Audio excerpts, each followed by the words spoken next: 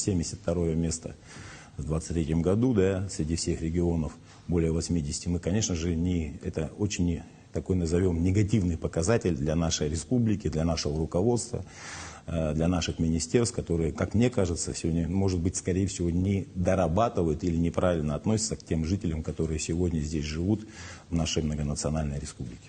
Я сегодня приехал с СВО, вот буквально совсем недавно, с новых территорий, да, там ездил с гуманитарной помощью.